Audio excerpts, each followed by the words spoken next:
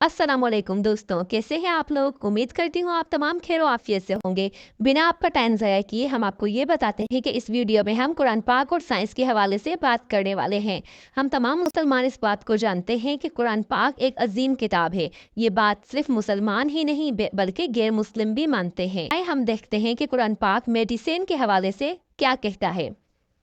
शहद की मक्खी कई तरह के फलों और फूलों का रस चूसती है और इसे अपने जिस्म के अंदर शहद में तब्दील करती है। इस शहद को अपने छत्ते में बने सेल्स में जमा करती है। आज से सिर्फ चंद सदियों कबल ही इंसान को ये मालूम हुआ है कि शहद असल में शहद की मक्खी के पेट से निकलता है, मगर ये हकीकत कुरान पाक ने 1400 साल पहले दर्ज झेल आयात मुबारका में बयान कर दी है। तर्जुमा। इस मक्खी के पेट के अंदर से रंग बिरंग का एक शरबत निकलता है जिसमें शिफा है, जैसे जरासीम कश दवा माइल्ड एंटीसेप्टिक का काम भी करता है।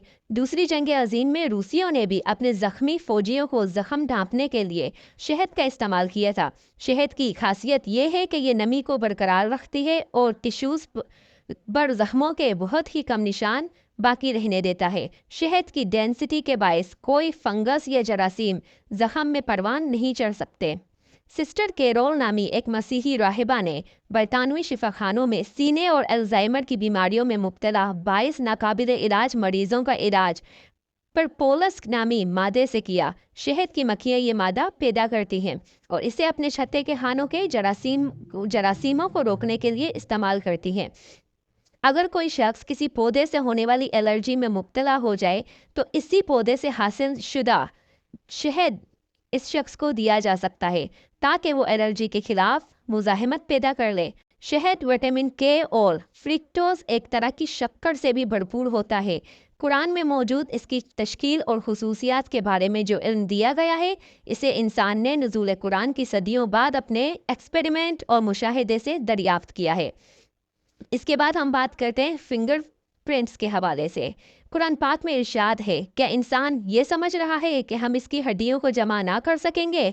क्यों नहीं, हम तो इसकी उंगलियों की पोर पोर तक ठीक बना देने पर कादिर हैं।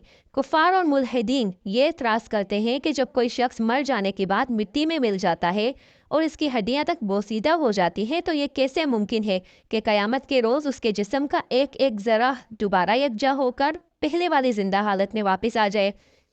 अगर ऐसा हो भी गया तो रोज़े में शर इस शख्स की ठीक ठाक शनाख्त क्यों कर होगी? अल्लाह ताला रब्बिजुल जलाल ने मज़कूरा बाला आयात मुबारका में इसी एतराज़ का बहुत वाज़ह जवाब देते हुए फरमाया है कि वो अल्लाह ताला सिर्फ इसी पर कुदरत नहीं रखता कि रेज़ा हड्डियों को वापस यकजा कर दे, बल्कि इस पर भी कादिर है कि हमारी उंगलियों की पोरों फिंगर टिप्स तक दोबारा से पहले वाली हालत में ठीक ठीक तौर पर ले आए।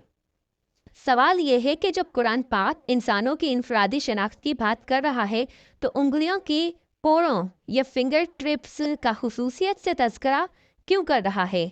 सर फ्रांस गोल्ड की तहकीक के बाद 1880 में फिंगरप्रिंट्स को शनाख्त के साइंसी तरीके का दर्जा हासिल हुआ।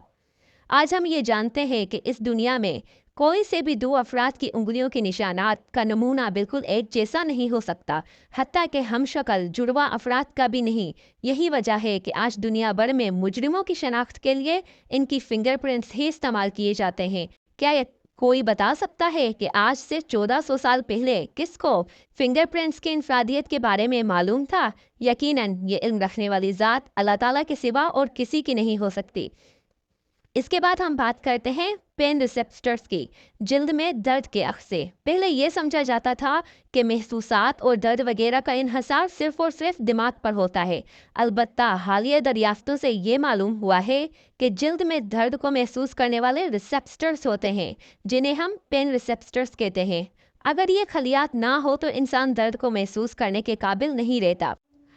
जब कोई डॉक्टर किसी मरीज में जलने के बायस पड़ने वाले जख्मों का मुआयना करता है तो वो जलने का दर्जा शिद्दत मालूम करने के लिए जले हुए मकाम पर सुई चुभोकर देखता है।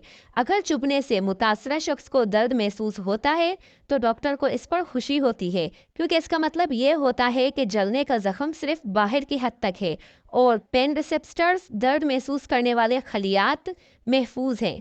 इसके बरखिलाफ अगर मुतासरा शख्स को सुई चुभने पर दर्द महसूस ना हो तो ये तशवीशनाक होता है, क्योंकि इसका मतलब ये है कि जलने से बनने वाले जख्म की गहराई ज़्यादा है और पेन रिसेप्टर्स भी मुर्दा हो चुके हैं। दर्ज झेल आयात मुबारका में कुरान पाक ने बहुत वाज़ेह अल्फाज में दर्द के आखज़ों के मौजूदगी के बारे में बयान फरमाया है।